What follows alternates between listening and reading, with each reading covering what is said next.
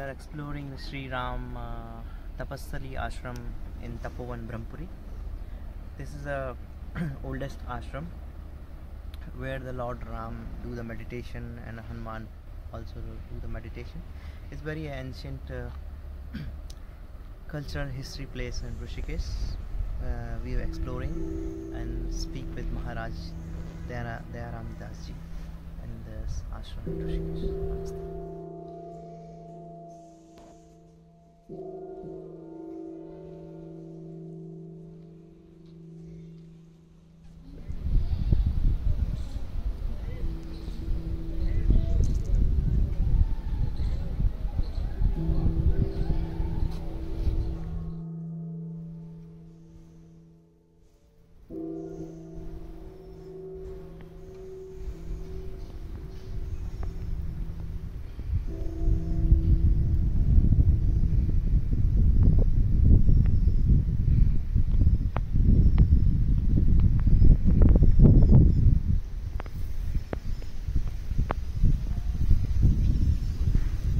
आप जो देख रहे हैं विशाल वट वृक्ष, इसको बोलते हैं अक्षय वट।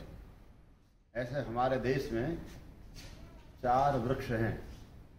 एक प्रयागराज में है, एक गया जी में है, और तीसरा जो है शुक तीर्थ, जिसको शुकताल बोलते हैं, वहाँ है। चौथा जो वृक्ष है ये ब्रह्मपुरी श्री राम तपस्थल आश्रम शनकादि भागवत पीठ, ये चौथा वट वृक्ष है। अक्षय वट बोलते हैं, इनका कभी नाश नहीं होता। आप देखो बहुत विशाल वट वृक्ष है। और ये भागवत पीठ है, 4 भागवत पीठ है हमारे देश में, पूरे भारत में। पहली भागवत पीठ है बद्रीनाथ, जहाँ भागवत की रचना की, व्यास गुफा और गणेश गुफा वहाँ है। और दूसरी भागवत पीठ है Naimisharanya.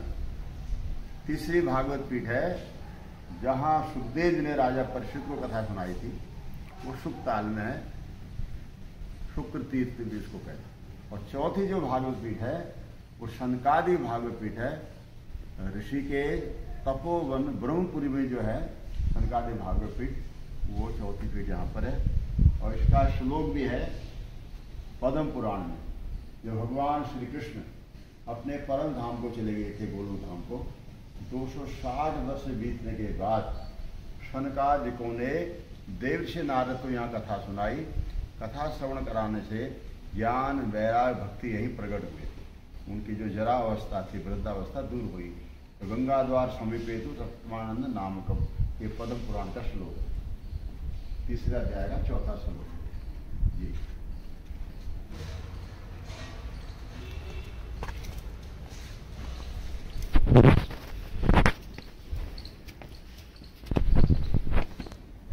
Heading toward Rama cave in Brahmpuri Ram Ashram. It's the cave originated in Treta Yuga.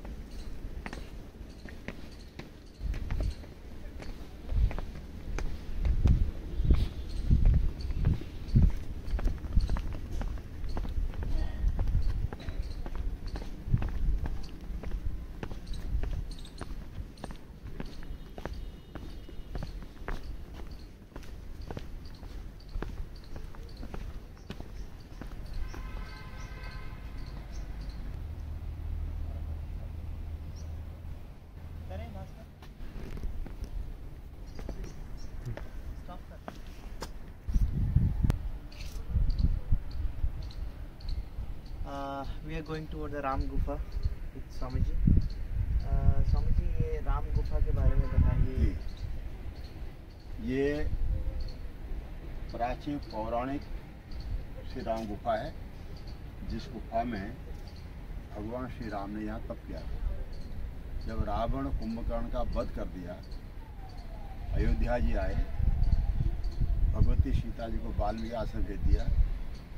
उसके बाद कुछ लोगों ने कहा कि आपको ब्रह्म हत्या लगी, रावण ऋषि पुत्र थे, इसका प्रायश्चित कर लेना चाहिए। तो भगवान श्री राम ने अपने गुरुदेव वशिष्ठ से निवेदन किया, आप बताइए हमें क्या प्रायश्चित कर लेना चाहिए। वशिष्ठ जी ने कहा अब आप अयोध्या में नहीं कर सकते क्योंकि आप एक राजा है, राजा की जिम्मेदारी होती है, प्रजा कभी भी आ सकती है, इसके लिए शांत और एकांत जगह की आवश्यकता होती है। ये आपको उत्तराखंड ऋषिकेश में तपोवन जगह है, वहाँ आप तप करिए। तो भगवान श्री राम के साथ में वशिष्ठ जी भी आए हैं और भरत, शत्रुघ्न, लक्ष्मण, हनुमान जी। तो भरत जी ने ऋषिकेश में तप किया। जो मुनि की रेती है, यहाँ मुनि की रेत में शत्रुघ्न ने मौन होके रेत में तप किया, तो उसका नाम पड़ गया मौनी की रेती। अब इसका नाम जो है मुनि की रेती पड़ गया, मौनी की रेती का अपभ्रंश है। आगे चलते हैं, जब लक्ष्मण झूला आता है तो इसका नाम है सौमित्र तीर्थ। यहाँ बताते पहले रस्सियों का झूला था, तो उसमें रस्सी खींची उस पार और इस पार से खींचा इस पार, तो वो कभी कभी लक्ष्मण जी उसमें बैठते थे, उस पार घूमने जाते थे, कभी इस पार आते थे, तो वो झूलता था, उसका नाम पड़ गया लक्ष्मण झूला। ये सामने जो आप पहाड़ देख रहे हैं, इसका नाम है मणिकूट पर्वत। ये मणियों के खाने स्मृति बताते उसमें।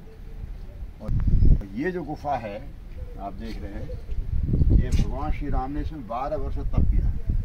So Lord Ram worshipped, meditate 12 years in this cave.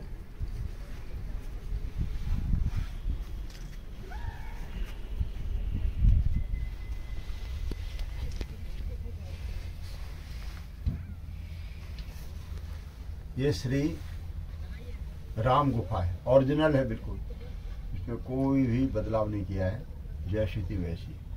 जब भगवान श्री राम यहाँ ध्यान में बैठते थे, उसमें बताते यहाँ गंगा में बहुत शोर था, बहुत आवाज़, यहाँ बैठना बड़ा मुश्किल था। तो इसी के बगल में हनुमान शिला, अभी आपको दर्शन कराएंगे उसका। तो हनुमान जी वहाँ बैठ के पहरा देते थे। भगवान श्री राम ने हनुमान जी को बुलाया कि हनुमान कोई शांत एकांत जगह खोजो, तो यहाँ तो ध्यान लगाने बड़ा मुश्किल हो रहा है। तो हम लोग वहाँ अपना ध्यान में बैठेंगे। तो प्रातः काल जब गंगा स्नान करने गए तो भगवती गंगा प्रकट होगी। गंगा जी ने निवेदन किया, आप साक्षात भगवान हैं, आपके चरणों से ही मैं प्रकट हुई हूँ। यदि आप यहाँ रहेंगे मेरी महिमा बढ़ जाएगी, और मैं आपको वचन देती हूँ जब तक मैं इस धरा धाम पर प्रभावित होंगी, जब तक यहाँ मैं रहूँगी, पृथ्वी पर बहूँगी, यहाँ मैं कोई आवाज़ नहीं करूँगी। तो आप ये देख रहे हैं गुफा के सामने करीब 40-45 मीटर क्षेत्र में आज भी गंगा में कोई ध्वनि नहीं, कोई आवाज़ नहीं, शांत एकदम। तो भगवान श्री राम ने फिर यहाँ 12 वर्ष तप किया। 12 वर्ष तप करने के बाद यहाँ सप्त ऋषि लोग आए हैं, ब्रह्मा जी आए, वशिष्ठ जी आए। सबने कहा आप ब्रह्म हत्या से मुक्त हो गए हैं। भगवान श्री राम ने कहा मैंने यहाँ 12 वर्ष तप किया, लेकिन आगे चल के इतना कठिन तप कोई नहीं कर पाएगा। मैं वरदान देता हूँ, मेरी जो तपस्थली है, मेरी जो गुफा है, एक बार यहाँ आके जो दर्शन कर लेगा, गंगा जी का स्नान कर लेगा, आचमन कर लेगा, दर्शन कर लेगा, उसको भी 12 वर्ष तप करने का फल प्राप्त हो जाएगा और उसकी भी ब्रह्म हत्या दूर हो जाएगी। ऐसा भगवान श्री राम ने यहाँ वरदान दिया है जी।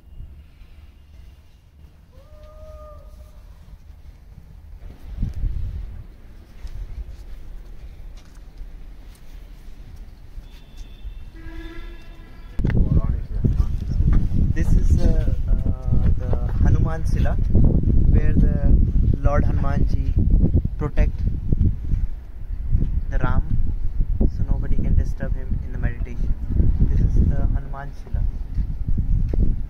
इसके ऊपर हनुमान बैठ के तप करते थे और कभी वो नीचे बैठ जाते होंगे। ये हनुमान शिला विशाल, जैसे केदारनाथ में शिला आई है ना, तो हनुमान यहाँ पहरा देते थे, सुरक्षा में रहते, राम दुआरे तुम रखवारे, होत ना आ गया बिन पेशारे।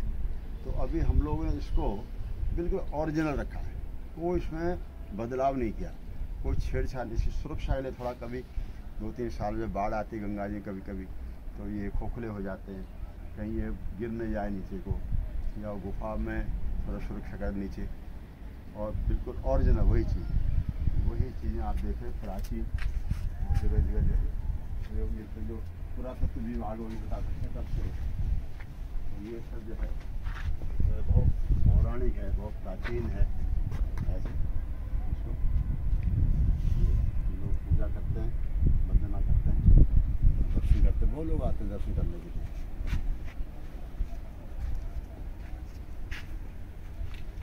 अब गंगा आप देखिए कितनी शांत, जबकि ये पहाड़ है, बड़े बड़े पत्थर हैं, इसमें दोनों तरफ पहाड़ है और पहाड़ में तो गंगा जी बहुत ध्वनि करती है।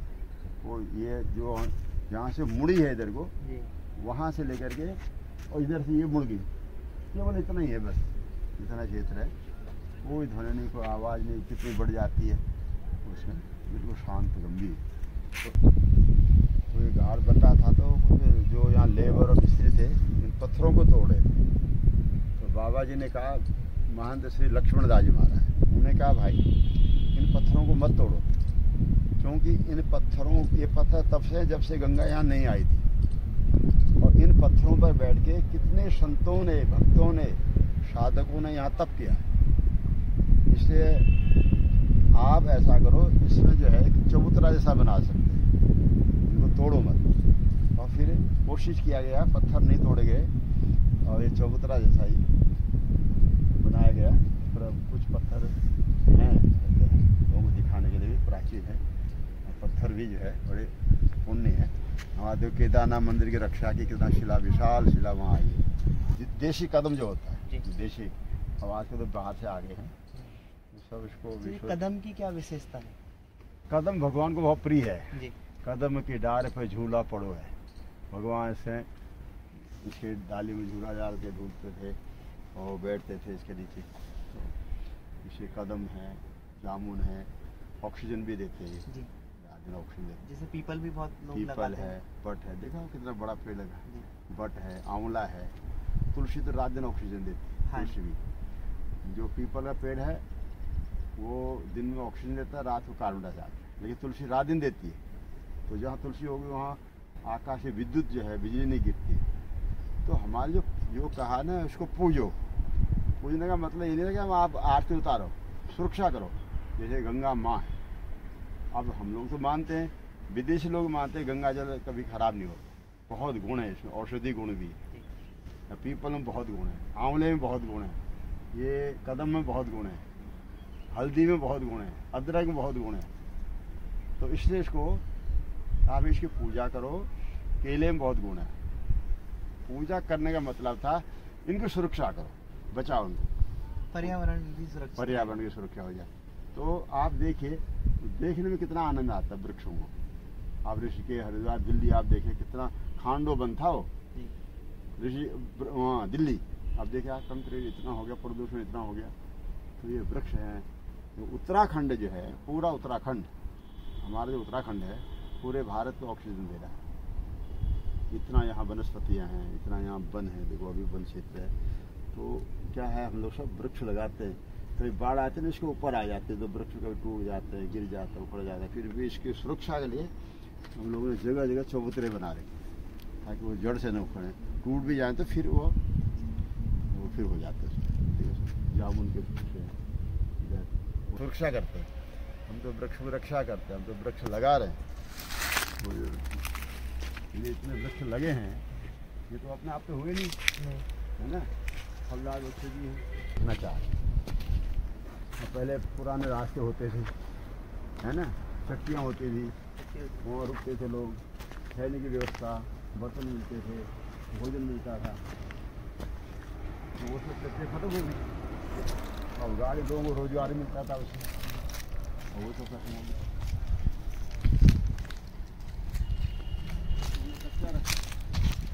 पूरा भर भर के कट्टे तो जंगलों में डाला, तो ताकि हरा भरा रहे। और जो वृक्ष मिलते हैं कटहल के, वो वहाँ डाला। We are going toward Sankadik cave in Ram Mandir, Bhagavat. इसमें जब बाढ़ आई थी 13 में, तो ये सब डूब गया था ऊपर, इसके ऊपर 13 में जब बाढ़ पूरा, तो इसमें सब खोखला कर दिया पूरा, खोखला। तो उन्होंने ये तो गिरी जाए, ये भी पत्थर है। तो जो ज़्यादा आती है टूटती है तो थोड़ा हम लोग इसको रिपेयर करते हैं और उसको छेड़ते नहीं बिल्कुल। दिस इज द केव, संकादिक केव इन ब्रह्मपुरी आश्रम। पुरानी संकादिक 4 फीट में से 1 फीट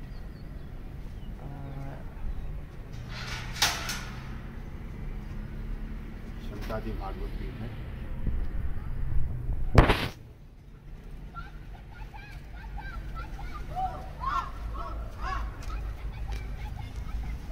तो काफी बड़ी है उससे। इसमें संकादिक 4 भाई होते हैं। हाँ जी, 4 संत होते हैं। संकादी 4 संत। 4 So Sankadi is 4th saint.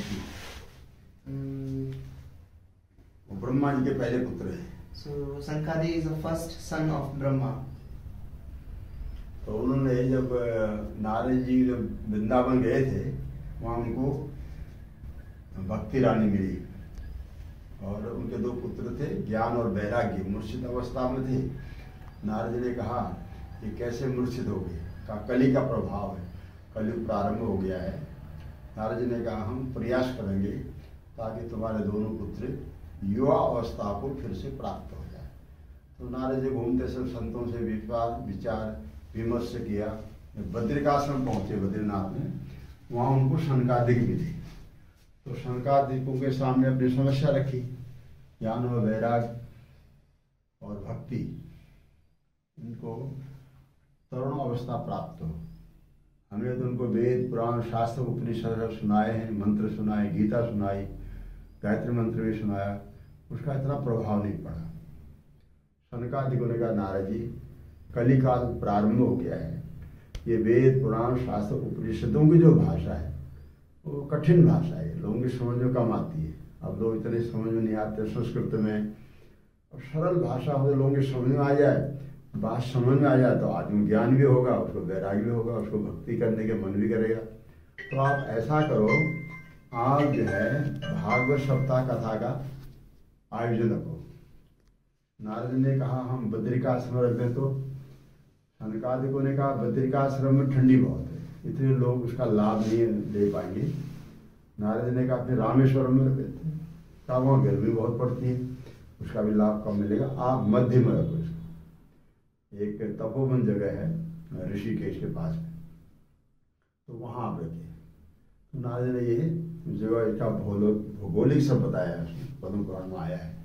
शांत है, वन है, यहाँ अनेक प्रकार के पशु पक्षी रहते हैं, किसी को बैर भाव नहीं है। आपने कभी नहीं सुना किसी को किसी पशु पक्षी ने हिंसा की हो?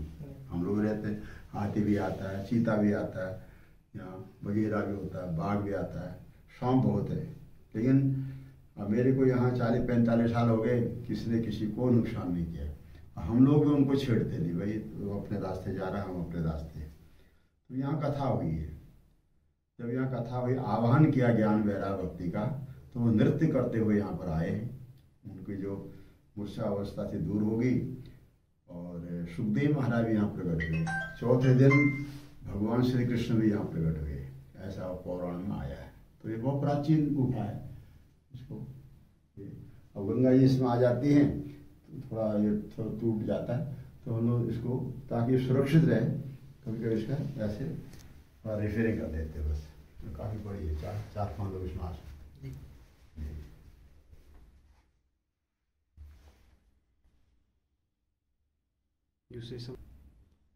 ठीक है, ठीक है।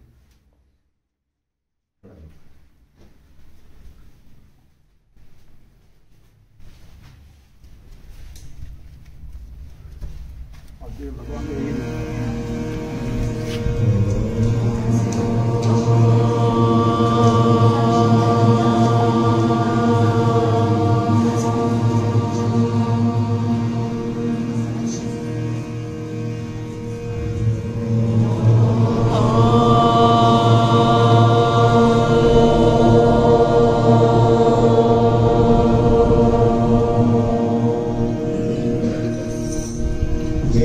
गणेश जय गणेश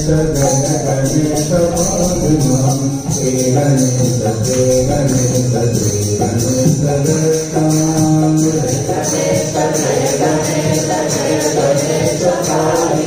जय गणेश जय गणेश श्री गणेश अर्चना। शरवण भव शरवण भव शरवण